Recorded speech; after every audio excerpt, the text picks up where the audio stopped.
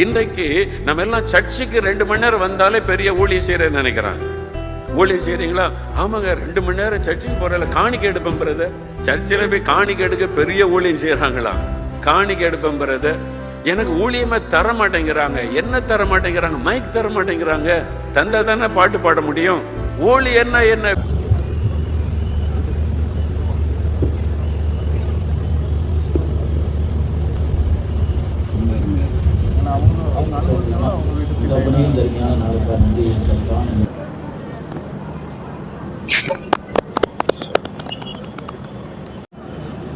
கருணை கண்ணன் ஆசீர்வதிக்கப்படுவான். அவன் தன் ஆகாரத்தில் தரித்திரனுக்கு கொடுக்கிறான். நீதிமொழிகள் 22:9. எளியவராகிய நாங்கள் எங்களின் அன்பு சொந்தங்களாகிய உங்கள் துக்கம் சந்தோஷமாய் மாற நம் ஆண்டவராகிய இயேசு கிறிஸ்து நன்மை செய்ய சொன்ன இலவசமாய் பெற்றீர்கள், இலவசமாய் கொடுங்கள் என்னும் வேத வசனத்தின் அடிப்படையில் உங்கள் வீட்டு திண்ணையில் அமர்ந்து கிரியையுடன் அன்பு என்னும் சுவிசேஷம் அறிவிக்க வந்திருக்கிறோம். தங்கள் அனுமதிக்கு நன்றி தோழர்களே. இவ்விதமாய் மனுஷர் உங்கள் நற்கிரியைகளை கண்டு பரலோகத்தில் இருக்கிற உங்கள் பிதாவை மகிமைப்படுத்தும்படி உங்கள் வெளிச்சம் அவர்கள் முன்பாய் பிரகாசிக்க கடவது. மத்தேயு 5:16. அப்படியே மனுஷகுமாரனும் ஊழியம் கொள்ளும்படி வராமல் ஊழியம் செய்யவும் அநேகரை மீட்கும் பொருளாக தம் ஜீவனை கொடுக்க வந்தார் என்றார். மத்தேயு 20:28. அன்புடன் உங்கள் ரெக்கவரிங் ஹேண்ட்ஸ், மீட்கும் கரங்கள். ஆமென். இந்த வீடியோ பார்த்துட்டு இருக்க ரெக்கவரிங் ஹேண்ட்ஸ் நண்பர்கள் எல்லாருக்கும் வணக்கம். நம்ம மோகன் சிலாசர் அங்கிள் படிச்சதை நீங்க கேட்டிருப்பீங்க, இப்பதான் பாத்திருப்பீங்க. இதான் மோகன் சிலாசர் அங்கிள் படிச்சாங்க, இயேசுவின் திண்ணை ஊழியம். அதை நீங்க தியரியா பாத்திருப்பீங்க. இப்ப அது பிராக்டிகலா உங்களுக்கு நாங்க செஞ்சு காட்ட போறோம். அதுக்கு தான் நாங்க போயிட்டு இருக்கோம். இது ஒரு ஹைவேஸ் பக்கத்துல தான் பேசிட்டு இருக்கோம். கள்ளக்குறிச்சியில ஒரு சின்ன கிராமத்துக்கு போயிட்டு இருக்கோம். நாங்க கூட இந்த இயேசுவின் திண்ணைன்னு இந்த ஊழியத்தை ஆரம்பிச்சிருக்கோம் இல்லையா? இந்த ஊழியத்தை பண்றதுக்கு நீங்க இந்த மாதிரி பொருட்கள்லாம் தேவைன்னு நினைக்கிறீங்களா? இந்த சின்ன ஸ்பீக்கர் பத்தாதுன்னு ஒரு பெரிய ஸ்பீக்கர் வேணும், இந்த பேனர் வேணும், இந்த கார்லாம் வேணும்னு நினைக்கிறீங்களா? எங்களை மாதிரி இந்த ஊழியத்தை நீங்க பண்றதுக்கு என்னெல்லாம் தேவைன்னா இது எதுவுமே தேவையில்லைங்க, இது எதுவுமே தேவையில்லைங்க, இது எதுவுமே தேவையில்லைங்க. இது இல்லாம எப்படி பண்ணுன்றதை நாங்க சொல்றோம். வாங்க. இந்த இனி வரக்கூடிய தீமைகள் எல்லாம் ஒளிந்து போகும். இதெல்லாம் ஒளிய பண்ண ஒரே வழி, இந்த வெளிச்சத்தை நம்ம பரவ செய்யணும்.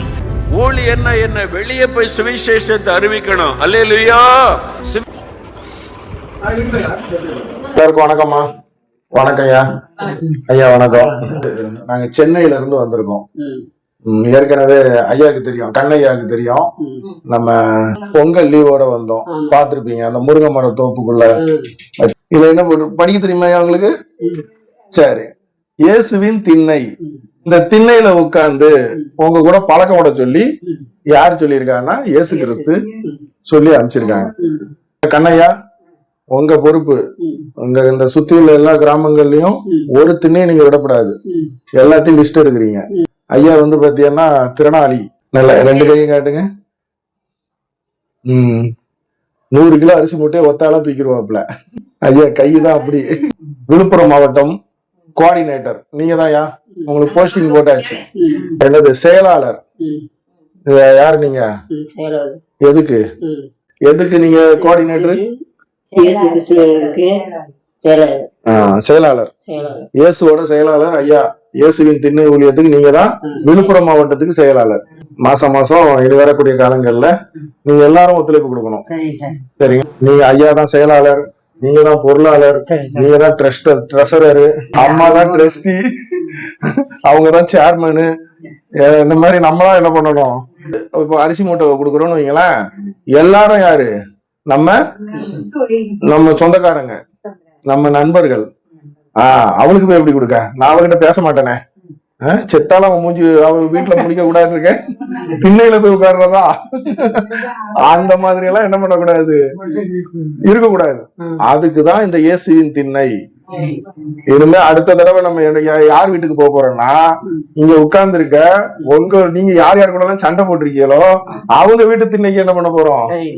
போய் உட்கார்ந்து இதே மாதிரி பழக்கம் விட போறோம். ஏன்னா இயேசு கிறிஸ்து சொன்னது என்னது? முதல்ல நம்ம எதிரிகள்னு யாரும் கிடையாது. நம்மளுக்கு ஆப்போசிட்டா ஒருத்தர் நம்ம நினைப்போம் பாருங்க. அதாவது நம்ம கிராமங்கள்ல சொல்ல சிம்பிளா, கண்ணையா இந்த கிராமத்துல நீங்க சொல்லுவல செத்தாலும் அவன் வீட்டு வாசலுக்கு போக மாட்டோம்ல, நான் செத்தாலும் அவன் வரக்கூடாது, அந்த மாதிரி யாராவது இருக்காங்களா? இல்லையா? சும்மா சொல்லுங்களேன். இல்ல சரி, உங்களுக்கு இருக்காங்களா ஐயா? இருக்காங்களா? யாரு? அதே வந்து ஏசி வந்தது ஒரு மாசம் வரதில்ல, வரதில்ல, முடியல, உடம்பு சரியில்லை சார். அப்போ ஐயா செயலாளர் ஐயா, ஐயா யாரு கூடயே சண்டையில இருக்காங்கன்றாங்க பாருங்க. அவங்க வீட்டு தின்னதான் அடுத்த தடவை. சரியா? ஐயாவை புடிச்சு அங்க கூட்டு போயிடுறோம். நம்ம எல்லாரும் போய் ஒன்னா உட்காந்து என்ன பண்றோம், நம்ம ரெக்கவரிங்ஸ் இயேசுவின் திண்ணையோட, நீங்க உங்களுக்கு என்ன பொசிஷன் சொன்ன? செயலாளரா? சரி, நீங்களும் செயலாளர், எல்லாரும் செயலாளர். அப்ப இந்த பொதுச் செயலாளர் பதவின்றது ரொம்ப கெத்தான பதவி. நீங்க தான் என்ன பண்ணணும், இதை வந்து செய்யணும். ஆமா, ஆண்டவர் இயேசு கிறிஸ்துவை பத்தி பேசுறதுக்கு ஒண்ணும் இல்ல. நம்ம சண்டை போட்டவங்க கிட்ட பேசிட்டனாவே ஆண்டவர் இயேசு கிறிஸ்து அந்த இடத்துக்கு வந்துருவாப்ல. அவன் ஒண்ணு சேர்த்துக்க வேண்டியதான். எங்க 2-3 பேர் கூடுறீங்களோ அங்க நான் வந்துருவேன். அவ்வளவுதான் ஆண்டவர் இயேசு கிறிஸ்து இப்ப இந்த இடத்துல இருக்காப்ல. இப்ப ஐயா யாரு கூடயே பேசாம இருக்கீங்கல்ல, அவங்க வீட்டு திண்ணையில நம்ம அடுத்த வாரம் போய் உட்கார்ந்து பழக்கம் விட்டோம்னா அங்க இயேசு கிறிஸ்து வந்துருவாப்ல. இயேசு கிறிஸ்து வந்துட்டாவே என்ன ஆயிரும், வாழ்க்கை மகிழ்ச்சி ஆயிரும், சந்தோஷமாயிரும். அதனால ஆண்டவராக இயேசு கிறிஸ்து நமக்குள்ள வரணும்னா நம்ம யார் யார் கூட எல்லாம் பேசாம இருக்குமோ அவங்க கிட்ட எல்லாம் பேசிடணும். அதுதான் இந்த திண்ணை. கோபமா இருக்கக்கூடாது. ஒரு கிராமம், அந்த கிராமத்துல நான் இவரு கூட பேச மாட்டேன் அவரு கூட பேச மாட்டேன்ற ஒருவே இருக்கக்கூடாது. எல்லாரும் யார் யார் கூட சண்டை போட்டுருக்கோமோ அவங்க வீட்டு திண்ணையில உட்காந்து என்ன பண்ண போறோம், பேச போறோம். அங்க இப்ப நம்ம அப்படி பேசிட்டாவே அங்க யார் வந்துடுறா, யார் வந்துடுறாயா, இயேசு வந்துடுறாப்ல. அவ்வளவுதான். அப்புறம் என்ன நம்மளுக்கு வாழ்க்கையில வேணும், எல்லா கோவம் தீர்ந்துடும். அந்த கோவம் தீர்ந்துச்சுன்னா நம்ம துக்கம், கோபம் தீர்ந்துருச்சுனாவே நம்மளோட கவலை கண்ணீர் கஷ்டங்கள் நம்ம துக்கம் என்ன ஆயிரும், சந்தோஷமா மாறும். இப்போ நீங்க செயலாளர் சொன்னோம்ல, சொல்லுங்க உங்கள் துக்கம் சந்தோஷமா மாறணும். ஐயாவை பார்த்து சொல்லுங்க, என்ன பார்த்து சொல்லுங்க. ஒரு துக்கம் இல்லை ஐயா.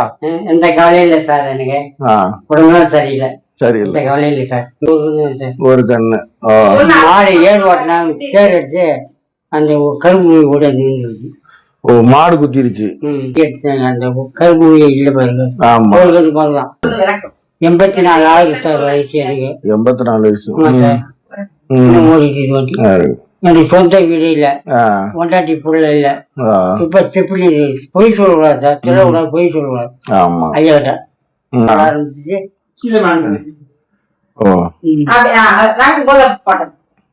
எதனால அப்படி, ஏன் அப்படி பரண்டு இருக்கு காலு? ஜுரம் வந்துச்சுங்க. உட்காருங்க. ஜுரம் வந்துச்சு, அப்படி ஓ, ஜுரம் வந்ததுல. ஓ, ஒரே நாள் ஜுரம்னா 16 வயசு. ஓ, அப்ப இந்த பக்கவாதம் மாதிரி. ஓ, பக்கவாதம் ஒரு கை கால் இழுத்துக்கும், மூளை காய்ச்சல். அந்த பிபி சுகர், அந்த லோ பிபி, ஹை பிபி, ரத்த ஓட்டம். அப்ப உங்களுக்கு வந்து அந்த இடத்துல ரத்தம் ஓடாம இருந்திருக்கு கால்ல. அது இப்பன்னா காப்பாத்து இது பண்ணிருப்பாங்க, அந்த காலத்துல இருந்திருக்கு. இப்ப இது என்ன வேலையா செய்றீங்க? எதுனா விவசாயம் பாக்குறியா? மாடு வச்சிருக்கீங்களா? வச்சிருக்கீங்க. எத்தனை மாடு இருக்கு? 2 மாடு. ரெண்டுமே காளை மாடா பசு மாடா? பசு மாடு. அம்மா எப்படி இருக்கீங்க? அம்மா பேரு பட்டு.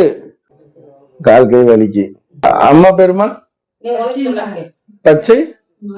அம்மா அம்மா நல்லா நடக்க முடியல. பட்டு பட்டுன்னு கீழே விழுந்துருவீங்க. இந்த இடத்துல நீங்களா நடந்து போகும்போது தானா விழுந்துருவீங்க. இந்த வாயு அது வந்து சரி பண்ண அது எப்பயுமே அப்படிதான் சார். குழந்தையில இருந்தே அப்படிதான். இப்ப கத்து தெரிய பரவாயில்ல. கை கால் எப்படி இருக்கா அப்படியேதான், அப்படியே அந்த காலத்து பாக்காத விட்டாங்க. வீட்டோட அப்படி கிடப்பேன். எங்குமே வெளி பள்ளிக்கூடம் கூட என்ன சேர்க்க கிடையாது. அப்புறம் கொண்டு சேர்க்க போனா சேர்க்க மாட்டேன்ட்டாரு. ஒண்ணுமே தெரியாது, இது படிக்க ஒண்ணு தெரியும். எனக்கு கட்டினவரும் 2ஆம் தரம் கொடுத்துட்டாரு. ரொம்ப வயசு. உங்களை விட்டுட்டு போயிட்டாரா? இல்ல வீட்டுலாம் போல, அவரு 2,000 கொடுத்தாரு. அவரும் ரொம்ப முடியாத வீட்டுலதான் கிடக்குறாரு. ஓ, அவருக்கு என்ன உடம்புக்கு பிரச்சனை? அவர் வயசாயிடுச்சு, எந்த பிரச்சனை நல்லா கிடையாது.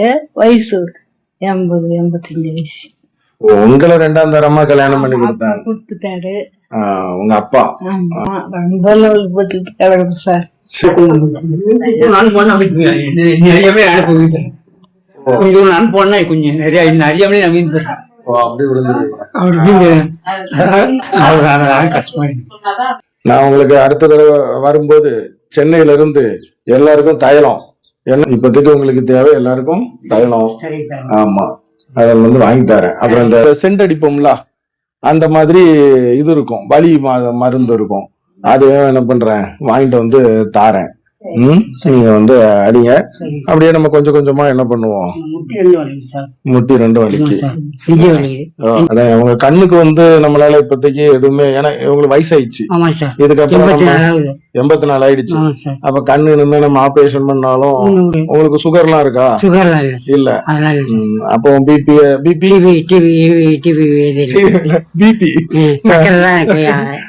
அதாவது ரத்த பிரஷர்.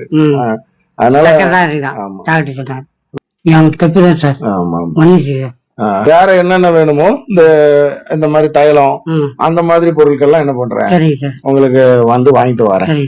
இது எது வேணுமோ நீங்க ஐயா கிட்ட சொல்லுங்க. நம்ம கண்ணையா மாதிரி பாருங்க, கண்ணையாக்கும் 2 கையுமே, ஐயா கையை காட்டுங்க,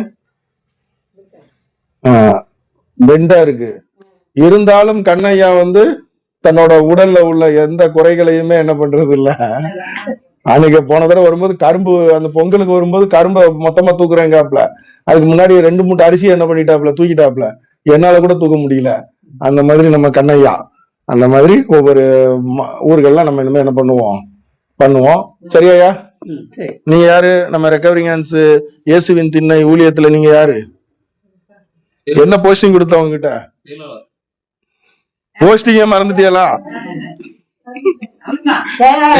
நீங்க தான் செயலாளர். யாராவது கேட்டா என்ன சொல்லணும்? செயலாளர். நீங்க இந்த கிராமத்துல என்னவா இருக்கீங்க அப்படின்னா என்ன சொல்லுவீங்க? இயேசுவின் திண்ணை ஊழியத்துக்கு நான் செயலாளரா இருக்கேன் அப்படி சொல்லணும். சரிங்களா? இதே மாதிரி நம்ம வாரமோ மாசமோ இல்ல அடிக்கடி எப்போ நமக்கு டைம் கிடைச்சாலும் நம்ம ஒரு கிராமமா போயிட்டு கண்ண ஐயா மாதிரி அங்க உள்ள ஐயாக்களை பிடிச்சி, மாற்றுத்திறனாளி ஐயா பிடிச்சி, அவங்களுக்கு தெரிஞ்ச மாற்றுத்திறனாளிகள் கஷ்டப்படுறவங்க அவங்களுக்குலாம் இந்த மாதிரி அரிசி பருப்பு, அப்புறம் தேவையான பொருட்கள், மெடிக்கல் செலவு, மாத்திரை எல்லாமே நம்ம கொடுக்க போறோம். கள்ளக்குறிச்சி மாவட்டத்தோட பொதுச் செயலாளராக ரெக்கவரிங் ஹேண்ட்ஸ் டீம்ல இருந்து திண்ணை ஊழியம், இயேசுவின் திண்ணை ஊழியத்துக்கு ஐயாவை தான் நியமிச்சிருக்கோம். இப்ப கூட இந்த கிராமத்துல எந்த பிரச்சனைகள், எந்த தேவைகள்னாலும் ஐயா தான் நம்ம கிட்ட தெரியப்படுத்துவாங்க. இந்த நாள்ல கூட ஐயாக்கு முதல் ஆபரேஷன் ஐயாக்கு என்ன கொடுக்க போறோம்னா, இங்க இருக்கிறவங்களுக்கு அரிசி பிரிச்சு கொடுக்குற வேலையை நம்ம கொடுக்க போறோம். பொதுச் செயலாளருக்கு முதல் வேலை. நாங்க பண்ற இந்த ஊழியத்துக்காக நீங்க எல்லாரும் ஜெபம் பண்ணிக்கோங்க. அதுக்கப்புறம் நாங்க பண்ற விஷயத்துல எதனா தவறு இருந்துச்சுன்னா, நாங்க எதனா இம்ப்ரூவ் பண்ணணும்னா நீங்க அதை கமெண்ட் செக்ஷன்ல கூட எங்களுக்கு சொல்லலாம். அப்படின்னா எங்களுக்கு கால் பண்ணி கூட சொல்லலாம்.